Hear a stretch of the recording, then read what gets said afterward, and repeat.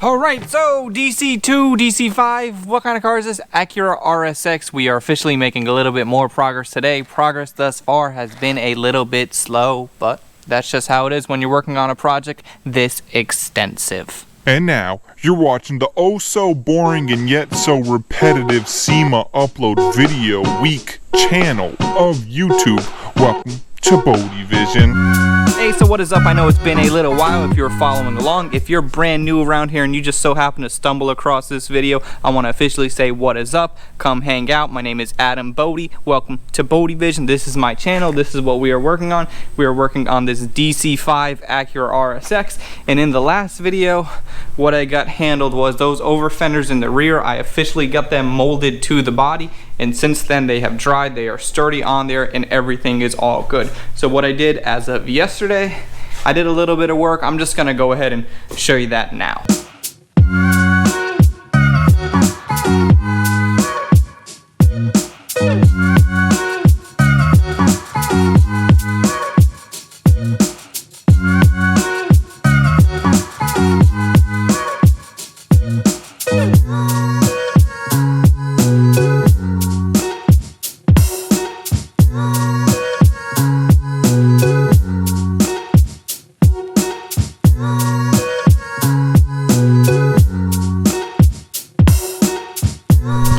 So as you can see right here, that is looking really good. A nice clean line.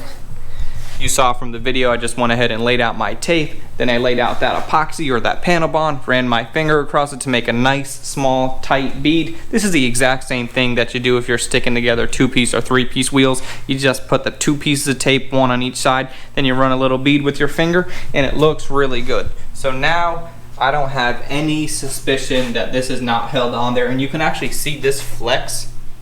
This is flexing, and then the panel is solid on there. So I'm definitely confident that that is not going to go anywhere. So now what we got to do is what's really going to set this RSX apart from the other ones that have these panels, or even any of the newer Supras or FRSs or anything that's wide body for that matter. We're going to go ahead and make this seam disappear.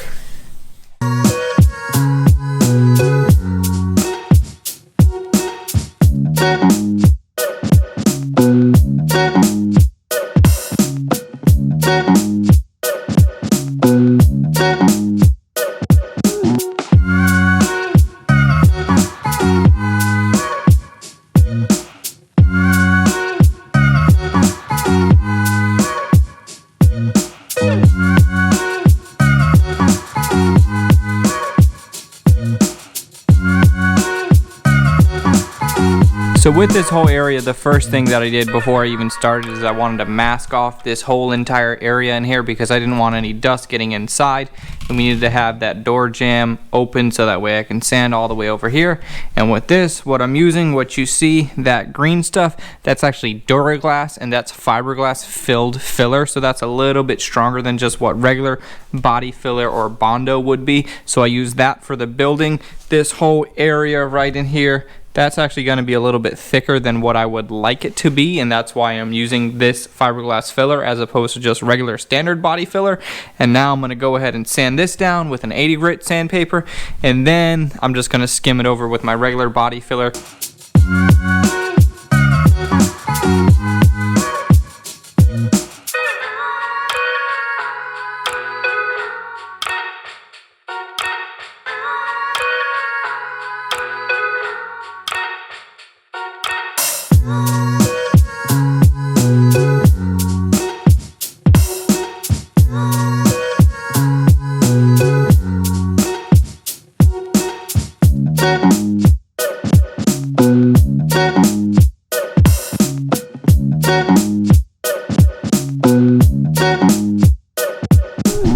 Alrighty, so since spreading out that Duraglass, sanding it down, I actually came behind with a lightweight body filler. I just really wanted to focus on this body line right here and then this body line right here, keeping everything in between there.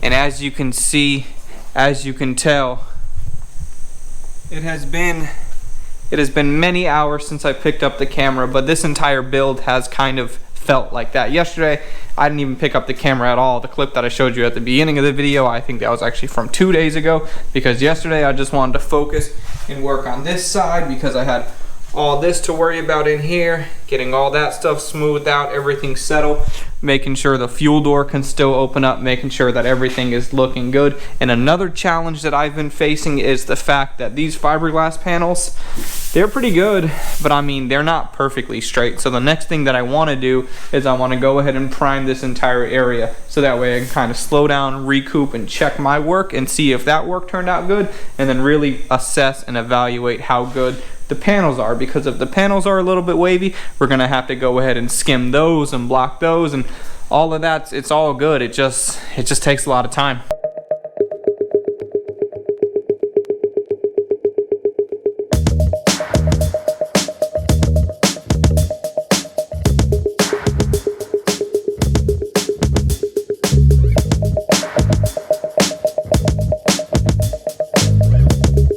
And there you have it. Just like that, it is yet another day. The days just keep burning.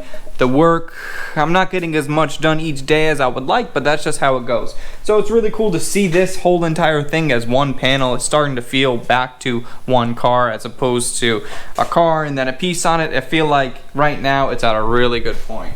So as you can see, it is looking pretty good, looking solid. I am definitely happy with how that looks. Now, one thing that I wasn't necessarily anticipating is, if you can see right here, see all of these holes. Let me see. So all in here and then all in there. So that's below the body line. So all of these holes, and you can see them pretty bad over here, those are all air bubbles or voids in the fiberglass, and as I was sanding down that really bad primer that they came with, those were underneath there, and that's okay, that's no big deal. So what I'm gonna do to address that is I'm just gonna go ahead and skim it over with some skim coat, fill in those holes, and then kind of sand it down. The goal in the end is to have the filler look exactly like what those holes look. I'm not gonna go ahead and fill it all over the panel. I just wanna sand it down until it's flush, and then after that I'm gonna take 320 with a block to just refine the surface a little bit more, and then it'll be primed yet again before the eventual base coat, clear coat, and all that stuff.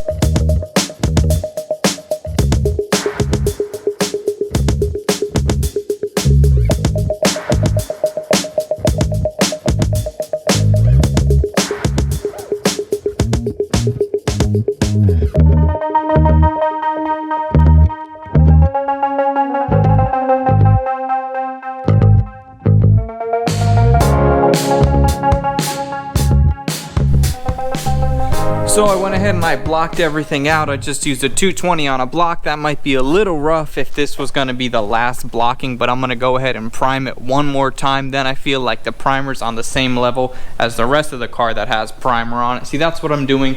I'm trying to bring this to the point where I can just act like it's the rest of the car. And I think one more layer of thick filler primer will do just that.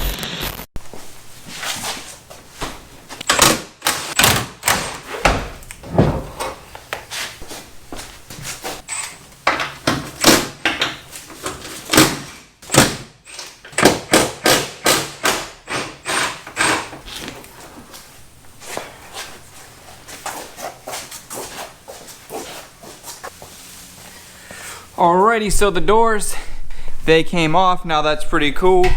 Ooh. Now that's pretty cool because those doors will not go back on until the door jambs are done. The rest of the doors, or the actual doors themselves, I can still go ahead and block those out on a table and then put them back on the car, because base coat is going to go on the car after the jams, because I want to assure that the color of the door, the color of the fender, the color of the rear quarters all match. I went into all of this a couple videos back. I kind of just wanted to give you a little idea of what's going on and where we're at. As far as this video, sorry if it doesn't seem like too much got done. I was just here day after day sanding and sanding and sanding, and that's the reality of this build, and that's the reality of how it goes. So I apologize for that. Either way, I hope you still liked this video. I hope you still comment, and I hope you still subscribe if you are not subscribed already. So that's gonna be it for this one, you guys. In the next video, we might have a special guest, we might not. So you're gonna have to subscribe and stick around to see what else is going on. So that's it. Thank you guys so much for watching. I'm out.